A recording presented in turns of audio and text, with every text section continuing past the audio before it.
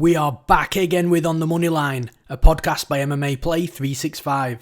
I'm your host Newsome, and we're here again at the Apex in Vegas for UFC 255. We have two title fights to look forward to on Saturday night. Specifically in the flyweight division, we have two important fights. Obviously the championship fight between Figueiredo and Perez, but in the featured prelim fight, we have Moreno versus Royval 2, which the winner will very likely fight for the title next. So things are hotting up in the 125-pound flyweight division for sure. But just before we get into the breakdowns, last Saturday was a decent night overall at MMAPlay365.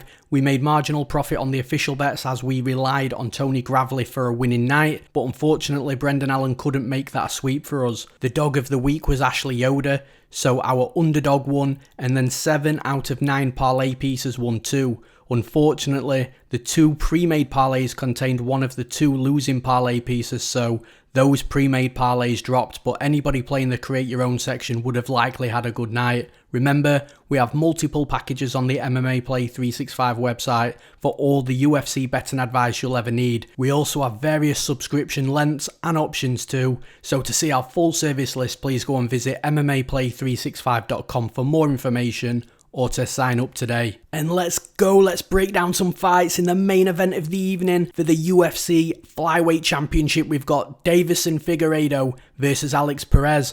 Figueiredo is currently the minus 300 favourite with the comeback on Perez at plus 250 as the underdog. As for where the value is on this betting line, I do think the value sits with the underdog in Alex Perez. I do understand obviously why Figueiredo is the favourite in this fight, but I feel that the lines are way too wide here. As for where the betting lines move, I do think we're going to see some fluctuation, some back and forth. I do think that minus 300, minus 330 for Figueiredo is way too high. I do think that money will come in on Alex Perez, but I only think it's going to go so far. So if we do see Deiveson Figueiredo at minus 275, minus 260, I think at that point the bettors will push that line back up to around the minus 300 mark where it is now. Ultimately, come fight night on Saturday night, I don't think the betting lines are going to be too far off from where they're sitting right about now. But as for how this fight plays out, it's a really good fight. I said after Figueiredo beat Joe Benavidez the first time around that Perez stylistically is the hardest fight for Figueiredo in the entire division. I do think that there are other fighters that will give Figueiredo good fights, but from an overall stylistic perspective here, I do think that Alex Perez is going to pose some problems to Figueiredo. Now, Figueiredo for sure is the most dangerous fighter in the flyweight division right now. He has got legitimate power in his hands, power that will put fighters out with one punch or at least hurt them or rock them if he hits them clean.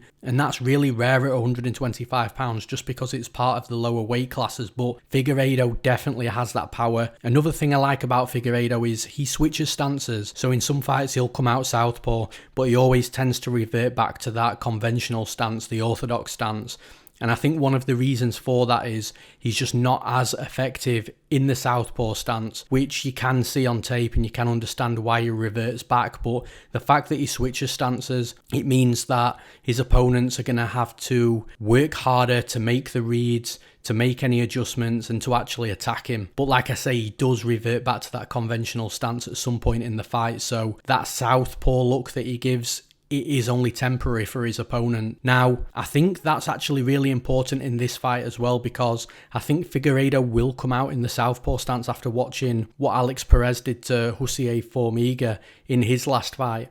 Obviously, Perez went out there, he smashed Formiga with a lot of low kicks. That was orthodox versus orthodox. So those low kicks really took its toll on Formiga's leg, and he ended up hurting it to a point where he dropped him. He allowed him back up. He landed a few more of those low kicks, put Formiga down again, and the fight was over from that point. So I think after Figueiredo's watched how dangerous Alex Perez's low kicks are, I think he will come out in a southpaw stance to just try and nullify that a little bit. But like I say, Figueiredo doesn't fight his best fight in a southpaw stance, so although the leg is still going to be there to be kicked, from Perez's perspective, it won't be as dangerous. I think Perez will have to wait until Figueiredo moves back to a more conventional stance where he can start smashing that low leg kick at that point. But like I say, I think Perez is a really dangerous fight for Figueiredo because he mixes everything up inside the cage. He's got a really good all-round game. His striking's good. He'll get into the pocket. He'll throw combinations. That's obviously the worry from Perez. He's got to be careful he doesn't get caught in those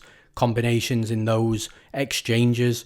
But Perez holds his hands really high, keeps his hands by his chin, so it's not as if he gets loose or reckless inside of there. And it's actually Figueiredo on the opposite side, the fighter that doesn't keep his hands up most of the time. He does fight with his hands down. There is advantages to that. He will punch from the hip, fire from the hip, and it's those punches typically that you don't see come in as often, so you can catch your opponents by surprise, and he's got a good uppercut with those hidden punches thrown from the hip as well, so that's where Perez has got to be really careful. But just whilst we're on the striking, something to note in this fight is Figueiredo actually gets hit statistically more than he lands, which is very unusual for a champion, so that is definitely something to take into consideration. But the fact that Perez mixes up these combinations with his hands, with low kicks, and we haven't even started talking about the wrestling yet. Perez has got a really good wrestling game. He's been a lifelong wrestler.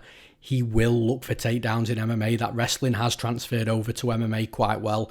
And we have seen in previous fights that Figueiredo can be taken down. In all fairness to Figueiredo, when Benavidez took him down, he does look like he's got better off his back in regards to his jiu-jitsu, throwing arm bars up. He nearly caught Benavidez in an armbar, which again is really rare for someone like Benavidez to get that deep into a submission, being a good scrambler. But for me, I don't think Perez is going to be lazy on top if he gets Figueiredo down. I don't think he's going to be liable to get submitted by Figueiredo whilst Figueiredo's on his back. So again, I do think that the overall game of Perez is going to cause problems, because if it's not working for him striking, he can revert back to that wrestling. If the wrestling isn't working, I don't think he's completely out of his depths on the feet as well. He's just got to watch the power punches coming from Figueiredo, make sure he doesn't get hit with something clean and hard that puts him down. And that's definitely a possibility in this fight. I think that if we see Figueiredo go out here, knock Perez out in round one, nobody's going to be surprised. But for me, I feel that that has to happen in the first 7.5 minutes, because it's no secret that Figueiredo cuts a lot of weight to make that 125 pounds championship limit. He has missed weight a couple of times before as well. So if this fight does get stretched, if it does go on, I think Perez has got the better cardio. The power will obviously deplete a little bit for Figueiredo the longer the fight goes on as well. And from that point, it's going to be tough to beat somebody like Perez, who is constantly active. He does pack a lot of volume into every single one of his fights. And ultimately, I think if Perez manages to get out of that first round and that second round against Figueiredo, he will start to take over the fight. He probably will have felt the best that Figueiredo has got to offer from a power perspective. And I just think there's a lot of advantages in this fight for Perez, the way he really mixes it up and the way he applies his striking from his boxing to his kicks, his low calf kicks, to the wrestling. He's got good topside jiu-jitsu as well. So for all those reasons, I'm picking Alex Perez to win this fight and become the new UFC flyweight champion. And in the next fight, in the co-main event of the evening, we're back at 125 pounds, but this time it's the women's flyweight championship on the line. We've got Valentina Shevchenko versus Jennifer Maia. Shevchenko is currently the minus 1400 favourite. The comeback on Maia at plus 925. As for where the value is on this betting line, honestly, I don't think there's any value at all, if I'm being honest. The minus 1400 betting line probably is relatively justified, and it's a betting line we come to expect when we see Shevchenko fight nowadays. But unfortunately, minus 1400 is way past where I'd consider any value for mixed martial arts due to the 4-ounce gloves, and anything can happen, whether it be an injury or a flash finish in the fight. And actually, minus 1400 implies a 93% chance of winning. So for me, it's really tough to play a minus 1400 betting line. As for where the betting line moves, honestly, I do think it gets even worse as well. There are some books that currently have it north of minus 1600. So I think come fight night on Saturday night, I think it's roughly going to be in that sort of region. And like I say, I think those numbers are just way too wide to be playing on mixed martial arts. As for how this fight plays out though, it's very clear who the favourite is in this fight and who is the fighter that's likely to win, and that's Valentina Shevchenko. She's a good fighter everywhere. She's a lifelong striker, Muay Thai, kickboxing, and she's also developed a really nice wrestling and grappling game as well. She can get fights to the mat. She's dominant in top position. She's not going to get out hustled with a fighter that's on bottom, it's very unlikely that a fighter's going to catch her in a submission off their back. And Jennifer Maia isn't that type of fighter anyway. I will give Maia credit, she has improved her wrestling and grappling game over the last few fights, but Maia comes from more of a predominantly boxing background. She uses her hands really well, she looks to get inside, let loose with combinations, really try and put a pressure on her opponents and force them backwards and just land hard shots in volume to try and win the fight. But unfortunately, that's just not going to wash with someone who has the striking caliber of Valentina Shevchenko. I don't think Maia's going to try and get this fight to the floor. I do think she's going to struggle on the feet. And ultimately, it's down to Shevchenko in this fight where she wants the fight to take place, because I think Shevchenko's going to have a way with her on the feet. I think she's going to outstrike her comfortably. I think she could potentially hurt her on the feet as well. But if she wants to get Maia on her back, then the wrestling's going to be there. She's going to be able to score takedowns. Maia's not that effective off her back, so Shevchenko will be able to roll on her on the mat as well, potentially find a finish or land ground and pound and let the referee step in and save the day.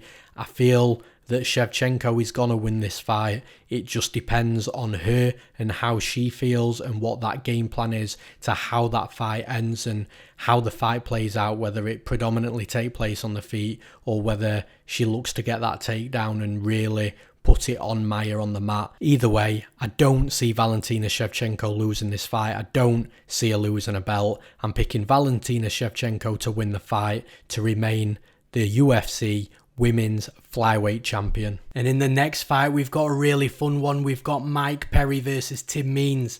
Mike Perry's currently the -150 favourite. The comeback on Means at +130 as the underdog. And as for where the value is in this fight, I do think that the value sits with Mike Perry slightly at -150.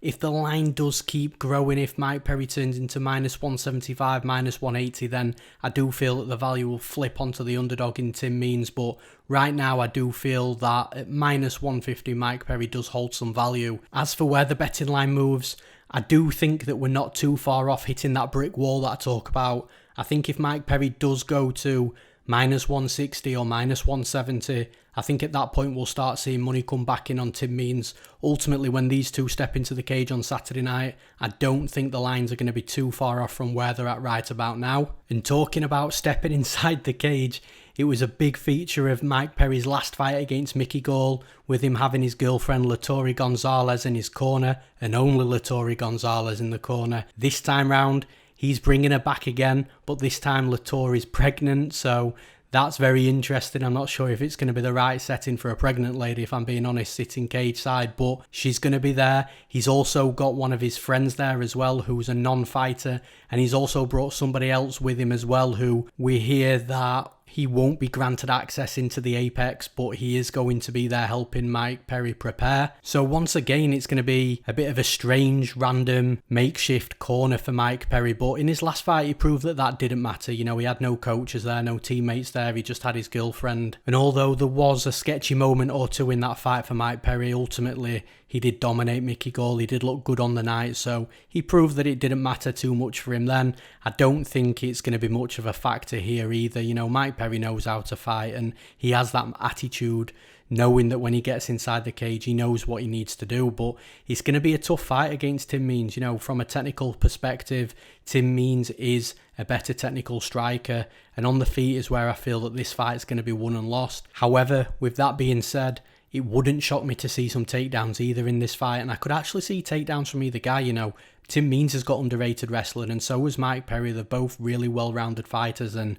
even though they come from predominantly striking backgrounds, they've both rounded their MMA games out a lot over the last few years, and it's really nice to see. But ultimately, even if there are takedowns in this fight, and even if there is a little bit of grappling, I don't think that that sort of work in this fight will be significant enough for it to be a big factor. I do think that whoever wins this fight is going to win it on the feet by either knocking their opponent out or just outscoring them on the feet. Now, like I say, Tim Means is the more technical striker, but the one thing that worries me with Tim Means, and I've noticed this in his last 2 or 3 fights, is he's still got his skills and qualities, but he's just getting hit far too much inside the pocket. Sure, he's landing punches and kicks at range, but when the fights get a little bit closer, he is getting caught clean. And I don't think Tim Means has got a shot chin or anything. I don't think he's chinny. I think he's actually quite durable, considering some of the shots that even Starapoli landed on him. They were clean, they were hard, they were flush, and Tim Means didn't look like he was in any sort of trouble at all.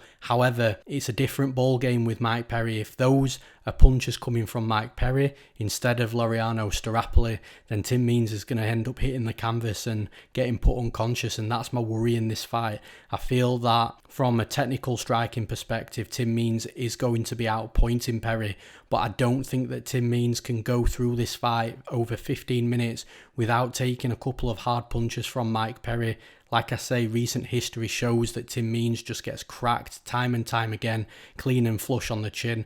I do think that happens again in this fight, and I think with Mike Perry's power, with the pop behind his punches, I think it's those punches that will knock Tim Means out. So for those reasons, I'm picking Mike Perry to win this fight. And in the next fight, we've got Katlyn Chookagian versus Cynthia Calvillo. Cynthia Calvillo is currently the minus 255 favourite. The comeback on Chookagian at plus 215 as the underdog. As for where the value is on this betting line, I do feel that the value sits with the underdog in Katlyn Chookagian. I understand why she's an underdog. I would also line her an underdog, but at plus 215, I think that is an absolutely wide line here, and I don't think Cynthia Calvillo will look like a minus 255 favourite on the night either. As for where the betting line moves, all the money over the last few days has been coming in on Calvillo, pushing Chookagian into a bigger underdog. I do think that trend continues for a little bit, but if Cynthia Calvillo gets close to minus 300, again, that brick wall will be there,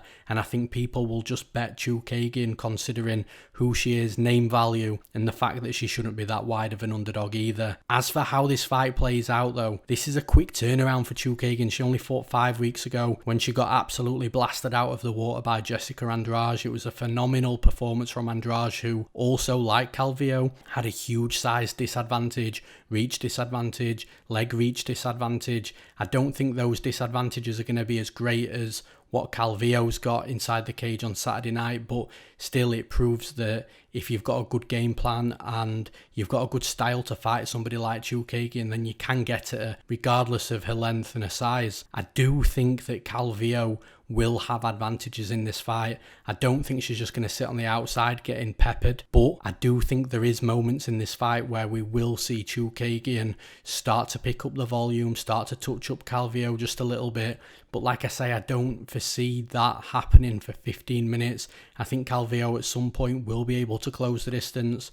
And to close the distance against somebody like Chookagian, you've just got to push her back to the fence. You've got to be a little bit aggressive, and Chookagian will accept that forward pressure on her. Once she's moving backwards, I feel that's where Calvillo is going to start putting together some strikes. Not strikes where she feels that she's really going to start outworking Chookagian, but strikes that will allow her to close the distance, strikes that will allow her to find entries into takedowns, and ultimately that's where I think this fight is going to head for Calvillo. If Calvillo performs, which I think she will, obviously you've got the height advantage. That's good for Calvillo here because the hips are going to be at a better height for her. The hips are going to be at a good height where she's not going to have to level change so low.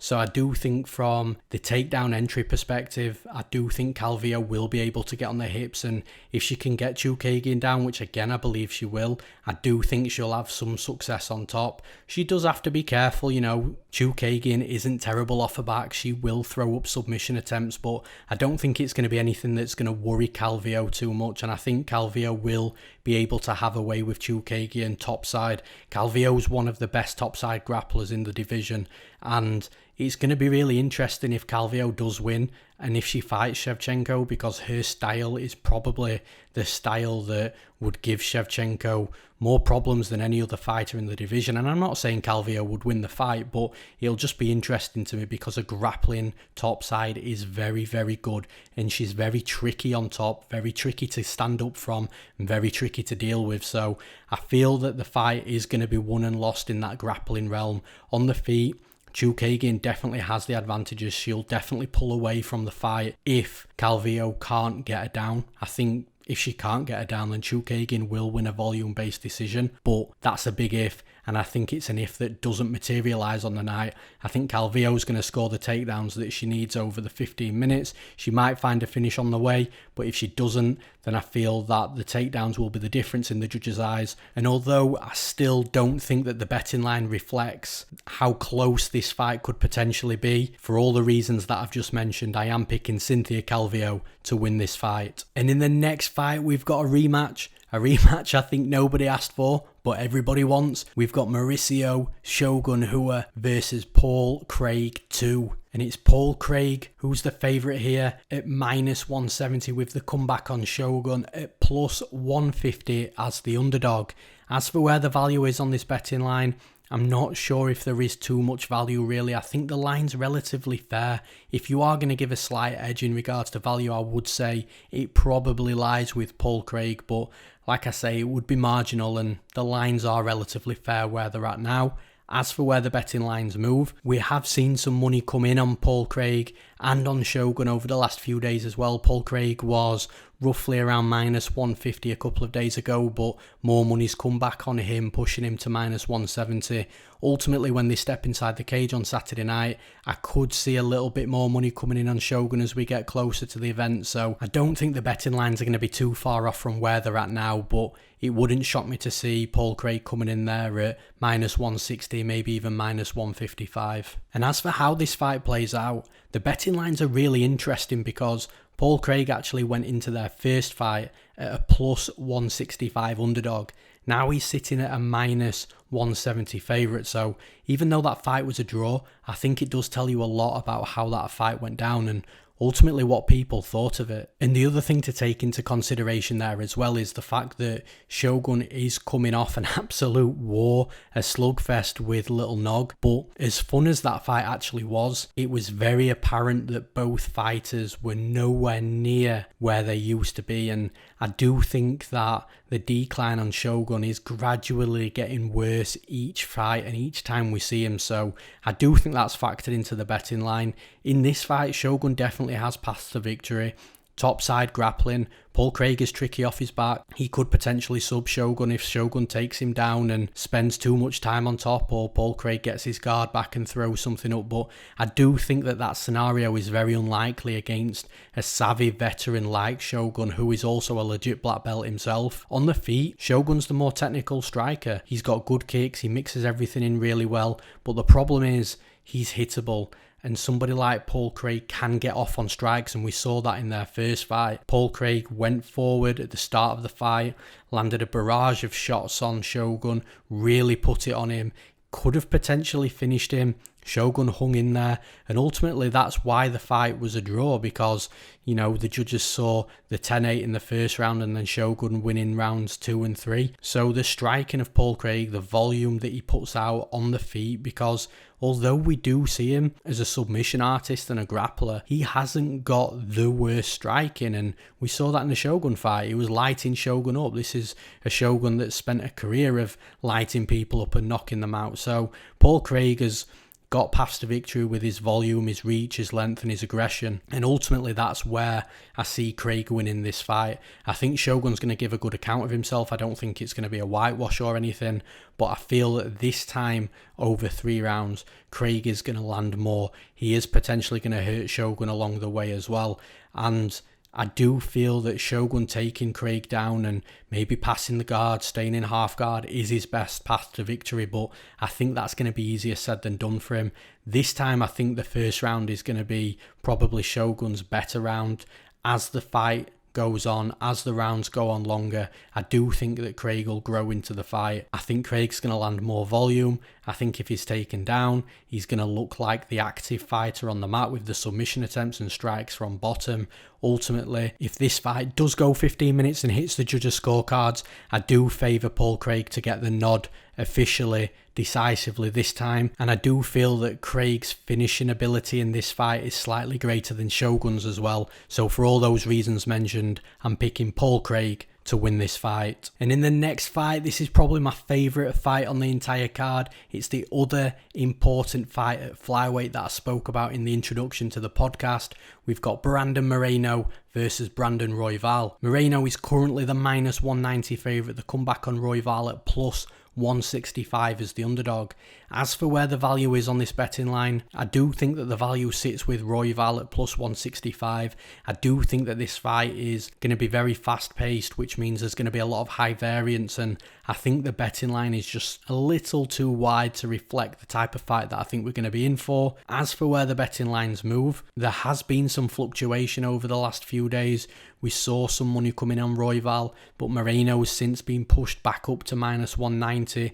I do think more money will come back in on Royval the closer we get to fight night, but ultimately I can't see any drastic changes between now and when both of these fighters are inside the cage. Now, as for how this fight plays out, anybody that follows me knows that I've been high on Brandon Royval for quite a while now. Ever since I watched tape on him before he came into the UFC, I was really impressed with what I saw. A fighter that's young into his career, really developing, fighting out of Factory X with Mark Montoya as well. So there's a lot of things to like about Royval. I cashed him as a plus 150 underdog against Tim Elliott, a fight that he finished. And then I cashed him as a plus 200 underdog against Kai Kara France, again, a fight that he finished. And to be really honest, this fight with a surging Brandon Moreno is absolutely a step up, but a step up that is absolutely well deserved from Brandon Royval, because he's looked nothing short of fantastic and phenomenal inside the cage since he's been in the UFC. However, this fight is going to be a little bit of a more difficult fight for him, in my opinion. Brandon Royval is a fighter that has got really crazy strike, and he'll crash forward hard and throw really crazy attacks, and he can get away with it because even though you can take him down, he has been taken down quite a lot in his career. It's on his back or on the mat in general where he really thrives. He's got really good jiu-jitsu, legit jiu-jitsu, good sweeps, good submission attempts. He chains together the arm bars to the triangles to the omoplatas, probably the quickest that I've ever seen a mixed martial arts fighter do that, to the point where I'm having to rewind the tape when he's chaining these arm bars and triangles together. It's really crazy to see. But against Moreno, he's stepping in there with a fighter that is seasoned, that has been in the UFC for a long time, that has won a lot of good fights in the UFC as well. And he also has a very similar style in regards to the jiu-jitsu, because Moreno has also got legitimate Brazilian jiu-jitsu. I think that on the feet, Moreno's really developed his game. He's become a lot more technical. He's not as wild and crazy as he once was, a little like Brandon Royval is right now. So on the feet, I feel that when Royval's crashing forwards, I think Moreno will be able just to take a little step back and just give him time to make his reads and to land the counters. I do feel that Moreno's striking has come a long way in the last couple of years, and I do feel that it's definitely in a better position than what Brandon Royval's striking is at. I don't think Royval's going to be able to take Moreno down. Moreno's wrestling is something that's developed along the way as well. So now Moreno is a decent striker, he's got decent wrestling, and he's able to get fights to the mat where he can use his own jiu-jitsu, which is the strongest facet of his MMA game as well. I feel that Moreno is going to shoot takedowns in this fight. I feel that he is going to get Brandon Royval down, and the fights that we've seen Brandon Royval struggling previously are against fighters that also have very solid grappling, but not wild and crazy grappling, really calm and composed grappling, the type of grappling on top side where you can control your opponent, and that's the type of grappling that Moreno's got. So I feel if Moreno takes Royval down, he's not going to be susceptible to getting swept or to getting submitted whilst Royval's on his back than what Royval's previous opponents have been, and I think that's a really key factor in this fight. I love Brandon Royval. He's come good for me in his last two fights as big underdogs. You've just got to know when to get off the train, and I feel like he's biting off a little bit more than what he can chew with Brandon Moreno. So although I feel that the value is with Royval because it could be a very crazy fight, which does add a lot of variance to it, I do feel that Moreno has got the edge stylistically here. So I'm picking Brandon Moreno to win the fight. And in the next fight, this should be another fun one. We've got Joaquin Buckley versus Jordan, the Beverly Hills Ninja, Wright. Joaquin Buckley's currently the -265 favourite, the comeback on Jordan Wright at +225 as the underdog. As for where the value is on this betting line, I don't think that there's too much value on either side. If I was to give an edge, I would say the edge in value is probably heading over to the underdog in Jordan Wright, but I do think that the line's a little wide, but I get it at the same time. And as for where this betting line moves, at the minute, the small trend is on the money coming in on Jordan Wright as the underdog. And again, I kind of understand that as well. I do think that that trend continues just a little bit. And I do feel that at -265 for Joaquin Buckley, it's probably a line that will shorten just a little bit. It wouldn't shock me to see Buckley coming in on fight night at -240, -235. And as for how this fight plays out, I think one of the reasons why Joaquin Buckley is at -265 is because of his last fight and the knockout that he scored against Imper Kasanganay. Kasanganay was a tough fight for Buckley, and not only did he beat him, but the knockout is not only the knockout of the year, but probably one of the best knockouts that I've ever seen in mixed martial arts. And believe me, I've watched a lot of mixed martial arts. If you've not seen the knockout, go and watch it back. It's absolutely stunning. And I do think that that's affecting the betting line here because, like I say, the knockout was great. And with that opponent, Kasanganay, Buckley wasn't expected to win that fight either. So coming into this fight, I do feel that it has an effect on the betting line. I think that this fight is going to be crazy again. I think that both fighters are going to come forward. They're going to be landing hard shots. You've got Jordan Wright that has a more karate style to him, if you like. He throws a lot of spin kicks and he's very technical with those kicks as well. He doesn't mind getting close up. He doesn't mind clinching against the cage and trying to throw short elbows either. He's a tough, exciting fighter. And as for Buckley, we all know Buckley will come forward, loves to swing bombs, and actually he hits ridiculously hard as well with his hands. I know the knockout of Kasanganay was with the kick, but his hands pack power for sure. And I feel that if Buckley can get past the kicks of Wright and get into boxing range, I think he could potentially stall the fight from entering the clinch and therefore keep the fight inside that boxing range. And at that point, he'll be able to land on Jordan Wright. And if he starts to put together 2 to 3 punch combinations inside boxing range, those are going to be hard shots and shots that I don't think Jordan Wright will be able to withstand. And if that's right, if I'm correct, if that's how it does play out, I don't think that the fight will go 15 minutes. I think that Buckley will end up landing something that puts Jordan Wright away. But Buckley's got to be careful himself. He's got to get past that kicking distance first. Once he's past that kicking range, he's got to prevent Wright from closing the distance and tying up with him. But I do think that Buckley will be able to nullify Wright from getting a hold of him just by tagging him up hard inside boxing range. So I think stylistically the fight is probably going to be won and lost on the feet. For that reason, I do favour the forward pressure, the aggression, the power of Buckley. So I'm picking Joaquin Buckley to win this fight. And in the next fight, we've got the second Shevchenko, the sister of Valentina Shevchenko. We've got Antonina Shevchenko versus Ariane Lipski. Shevchenko is currently the -160 favourite. The comeback on Lipski at +140 is the underdog. As for where the value is on this betting line, I do think that the value sits with Shevchenko in this fight. I think stylistically it's a good fight for her and she should get the type of fight that she wants as well. As for where the betting line moves, I do think that more money will come in on Shevchenko the closer we get to fight night, and she is also -170, -175 in some spots as well. But I do expect her to climb up to maybe -185, maybe -190, but at that line, I do think that the value may start to flip over to the underdog in Lipski. Ultimately, come fight night on Saturday night, I do think Shevchenko is going to be closing around -175, -180. As for how the fight plays out though, I do think that this fight is going to be won and lost on the feet. You've got Shevchenko, who also, like her sister Valentina, is a lifelong striker, Muay Thai, K1. So she's got a legit striking background and it does show when she's inside the cage. Sure, she's not the most exciting fighter, but she puts up volume where possible. She's really good inside the clinch as well, comfortable in there. And again, just like her sister, she's developing her wrestling more from a defensive perspective. You know, I don't think we're going to see Shevchenko come into this fight looking for takedowns. and her grappling as well, offensively and defensively.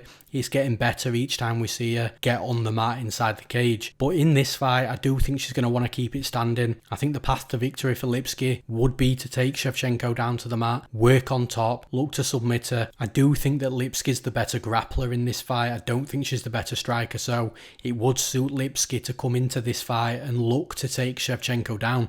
The problem is, offensive wrestling isn't really in the game plans of Lipski. She's not that type of fighter. She is the type of fighter, the violence queen, that likes to come forward, likes to land hard shots and really put it on her opponents. It's not often we see Lipski level change and look to take her opponents down to the mat, but in this fight I do feel that will give her the best chance of winning. And ultimately, one of the reasons why I am picking Shevchenko to win this fight is because I don't think that she'll go in there looking for takedowns. And if she does, I don't think they're going to come easily either. I think Lipski's going to try and be aggressive on the feet. Shevchenko's got good range in and out, sliding in and out of range, good distance management.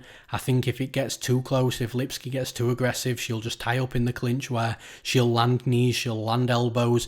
And I don't think it's going to be an absolutely phenomenal performance where Shevchenko's lighting Lipski up every 2 minutes, but I do think it's a performance where Lipski struggles to really get a game going. She struggles to close the distance. She struggles to get strikes off on Shevchenko without eating a couple back herself, because that is one of Lipski's holes in her striking. She's good coming forward. She'll land 2 or 3 punch combinations, but then she'll stay there inside of that range just a little bit too long, almost like she's frozen. And that's where she gets countered. And for somebody with the striking prowess and background of Shevchenko, I think she will be able to capitalise on that. If Lipski doesn't get this fight to the mat, I just don't think that she's going to win the fight. And I don't think that she is going to be able to get Shevchenko down, at least not easily. And if she does get her down, I don't think it's going to be a significant amount of time spent on the mat in order to make it a big factor in this fight either. So for all those reasons, I'm picking Antonina Shevchenko to win this fight. And in the next fight, we've got Nicolas Dalby versus Daniel Rodriguez. Rodriguez is currently the -310 favourite, with the comeback on Dalby at +255. As for where the value is on this betting line, I don't see too much value in the fight, if I'm being honest, because I think it's one of those sort of lines that is relatively fair. I understand why Daniel Rodriguez is a big favourite over Dalby, because if Rodriguez was sitting at -200, then it would only get steamed up to this line anyway. And as for where the betting line moves during fight week, I do think that we'll see some money coming in on Dalby at some point. I think people will see +255 as a good opportunity, a really good betting line to bet on somebody like Dalby, hoping that he can pull the win off, but I only think it'll go so far. I think if Daniel Rodriguez comes down to -275, I think he'll be bet back up to -300 not too long after that. Ultimately, I think we'll see Daniel Rodriguez enter the cage on Saturday night, -290, maybe even -300. As for how the fight plays out though, I think it's really key here for Nicolas Dalby to get his wrestling going and to try and take Rodriguez down, because I really like Dalby. He's really well rounded. He's a fun fighter. He got cut from the UFC, went into Cage Warriors, earned his way back to the UFC, really improved during that time as well. And he did fall short in his last fight, but here I do think that he's got a really tough fight ahead of him if he can't get the fight to the mat.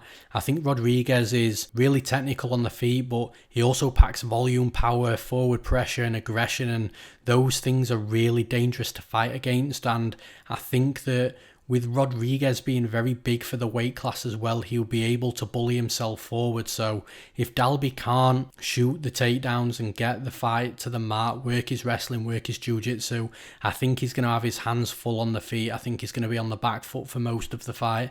I think he's going to get hit hard as well. If he doesn't get knocked out, he'll probably take a beating over those 15 minutes also. But if he can get Rodriguez down, then that changes the fight a little bit, because Dalby, he's got good grappling, he's got decent topside jiu-jitsu as well, and I think he will be able to have some success on top. Maybe not get Rodriguez out of there, but if he can get on top of him, he might be able to run the clock down, do just enough work to stop the referee from trying to split them up, and ultimately win the rounds that way. The thing is, I don't think Rodriguez is a fighter that is going to be able to take down very easily. He does look like he's got decent takedown defense, and like I say, he's big and strong for the division as well, which also doesn't help a fighter like Dalby trying to take him down. I think Dalby's going to have issues trying to get Rodriguez down to the mat. For that reason, I think the fight is potentially going to be won and lost on the feet, and I just don't see Dalby outworking Rodriguez and landing the big action strikes over the course of the fight. I think Daniel Rodriguez has got a good stylistic fight for him here. I'm picking Daniel Rodriguez to win the fight. And in the next fight, I think this is going to be action-packed. We've got Alan Jouban versus the debutant Jared Gooden. Alan Jouban is currently the -140 favourite, with the comeback on Gooden at +120 as the underdog. As for the value on this betting line, I do think it very marginally sits with Alan Jouban. I think if it gets any steeper, I think if we're looking at -155, -160, then that value will flip over onto Gooden for sure. But right now, I do see slight value in Alan Jouban. As for where the betting line moves, the trend has been the money coming in on Jouban. It was only a few days ago that this fight was lined as a pick'em. The money has come in on Jouban, pushed him out to a moderately sized favourite, and I do think at some point again that brick wall's going to come into play. I think there's only so far that betting line can widen in the favour of Alan Jouban before it does start to come down again with Gooden bets. So when they go into the cage on Saturday night, I do think that Jouban's going to go in -130, maybe -135. I do predict some money's going to come in on Gooden for sure. As for how the fight plays out though, I think that this fight again is predominantly going to take place on the feet. If there is any wrestling, I do expect that to be more from Jouban than I do Gooden. Gooden seems to be a very explosive striker, loves to come forward, loves to be aggressive, loves to pack power in his punches, which he definitely does. And he loves to put volume together on the feet as well. Alan Jouban is definitely more well-rounded. His wrestling game, I feel, is a little underrated. His topside grappling, again, I believe is underrated. But it's his striking where I think that he does his best work. He does pack power himself as well, but lately, I don't know whether it's the fact that he is just getting a little bit older at 37 years old now. That power, although it's always the last thing that goes, I do feel that he's turned his game into more of a point scoring one, trying to add the volume to his game opposed to going in there thinking that he's going to knock somebody out within the first couple of rounds. I think the technical side of Jouban's striking is really nice. He mixes in kicks well as well. He did have a little bit of a lackluster performance against Dwight Grant. He could have done more. The volume could have been higher. The wrestling could have been implemented more, which he did implement within the last 10 seconds of the fight and looked like he was going to do well. You know, took the back of Dwight Grant pretty much straight away. So that's definitely in his back pocket. The one concern I have with Jared Gooden, and the similar concerns that I had with Tim Means earlier as well, is I feel that when Gooden comes forward, he's overly aggressive. He overexerts himself. He creates situations, wild situations that allow himself to be hit. He leaves himself open. And ultimately, I think the biggest hole in Jared Gooden's game is the striking defense, the fact that he does get hit way too much.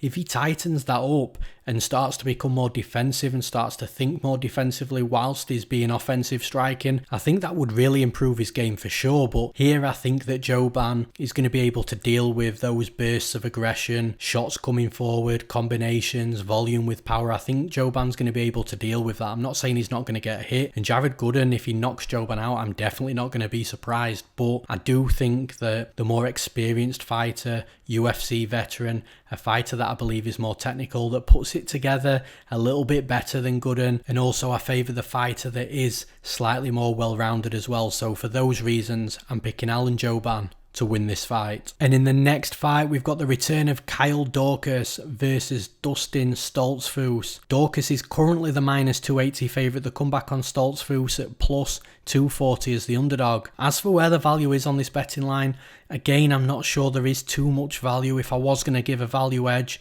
it would be to the underdog in Stoltzfus, just because Daukaus is 0-1 in the UFC, but you know, that was a legitimate loss to Brendan Allen, and in a fight where he didn't look too bad either. But I feel that -280 is slightly too wide at this point, but I get it at the same time as well. Ultimately, like I said, not much value at all. As for where the betting line moves, the money has been coming in on Daukaus over the last 24 to 48 hours.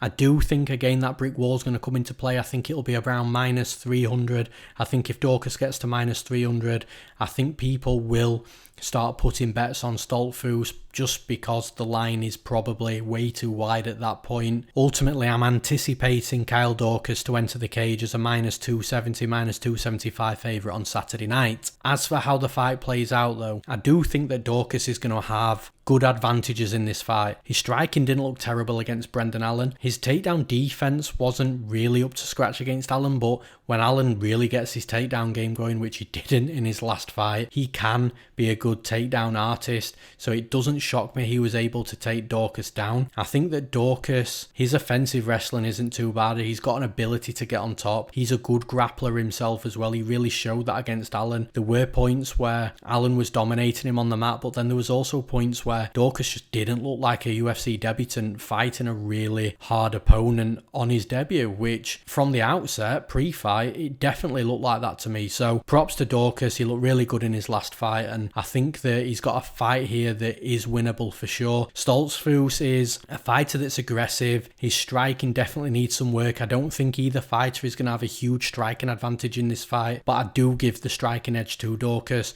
Stoltzfus is a fighter that does like to get the takedowns, does like to get on top, and it's that style that I think favours Daukaus in this fight, because I don't think that Stoltzfus is going to be able to get Daukaus down very easily, and if he does, I like Daukaus on the mat. I think he'd be able to hit sweeps and reversals and get on top of Stoltzfus. Stoltzfus is quite inactive on top, tries to just lay down, landing short shots, making sure he's doing enough for the referee not to split them up, whereas Daukaus is more active on the mat. He's a very active grappler. I think that the wrestling offensively is probably in the favour of Stoltzfus, but if he does take Daukaus down, I like Daukaus to get himself in a better position, a more advantageous position, and really cause Stoltzfus problems on the mat. Like I say, on the feet, relatively even, edge to Daukaus, on the mat, grappling, edge to Daukaus. For those reasons, I'm picking Kyle Daukaus to win this fight. And in the final fight of the breakdown, we've got Louis Cosce versus Sasha Palatnikov. Cosce is currently the minus 390 favourite. The comeback on Palatnikov at plus 320 is the underdog. As for where the value is on this betting line, I do feel that there is slight value on Louis Cosce, but he is a UFC debutant. He is 7-0, so ultimately what that means is he could still be a little green. Octagon jitters could be a factor, but then you look at his opponent Palatnikov, it's his UFC debut as well. He's only 5-2, so he's actually had the same amount of fights as Louis Cosce in his professional MMA career. So the fact that they're both in a similar scenario, I definitely think minus 390 is risky, but it makes sense at the same time. That's why I'm seeing slight value. As for where the betting line moves, I think when these two step in the cage on Saturday night, we are going to see Louis Cosce at minus 420, minus 430, even higher. I do think that Cosce is going to be in a lot of parlays this week, and when a fighter does get enrolled into all those parlays, it does generally increase that betting line quite significantly. But as for how this fight plays out, I do think that there's some question marks on Louis Cosce here, specifically surrounding his takedown defense. So Palatnikov is a fighter that's got very average striking, and if you look at the difference between the two fighters from a striking perspective, Louis Cosce is just head and shoulders above him. His technique's better, he's got more power, he's got more variety in his attacks. He'll use his punches and his kicks, he'll mix it up really well, and like I say, the forward pressure, the aggression really complements his abilities and his traits in his striking game. But where the question marks really come with Louis Cosce is in his wrestling, specifically the defensive wrestling. We've not really seen him getting taken down. All his fights have ended in the first round. The longest fight is 4 minutes 34 seconds, and that's his longest by a long shot. He's had multiple fights that have ended within 20 to 30 seconds, so it does make you wonder what his wrestling defense is like, and if this fight gets out of the first round and he has been wrestled, what's he going to look like in round 2 and in round 3 should it go that far? So those are the question marks with Cosce. The thing is with Palatnikov, he can get fights to the mat. He prefers the single leg takedown. He nearly always looks to shoot in at that single leg, lift it up and take you down, and he can get you down, but his opponents do tend to be able to get back up as well. So Kosi looks like he's got athletic ability. He's not just going to be training striking every day. I don't think that Palatnikov's wrestling is so strong that it's going to cause Kosi massive issues in this fight. Even if he does get Kosi down a couple of times, I would expect Kosi to be at that level where he can at least get himself back up to his feet. But again, it's just making assumptions at this point and making educated guesses. There's nothing clear cut here that tells me that Kosi is definitely going to be able to stand back up to his feet should he get taken down. It's just, I don't think by looking at Palatnikov's wrestling that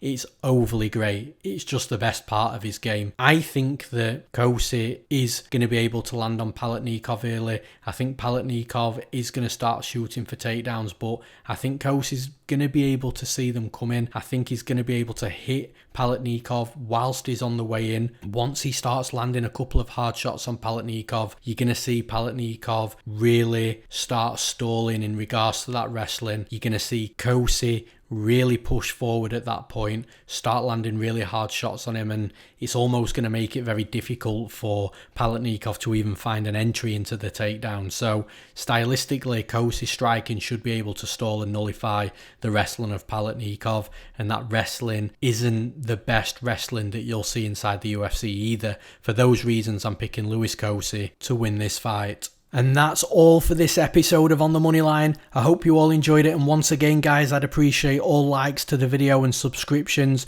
to our MMAPlay365 YouTube channel too. Remember, you can get all the betting advice you'll ever need over at MMAPlay365.com. We cater for long-term gamblers that like to build their own bets and strategies, gamblers that just want to follow exactly what I bet on, and we also cater for you fun gamblers that like the long shot fun parlays, or ACCAs as we call them in the UK. Even if you only want our best value underdog for the event, we have plenty of different packages and subscription options for you guys to choose from, and they're all at very affordable prices too. Just hop on to MMAPlay365.com and see what's best for you. Thank you all for listening, and we'll see you at the next event.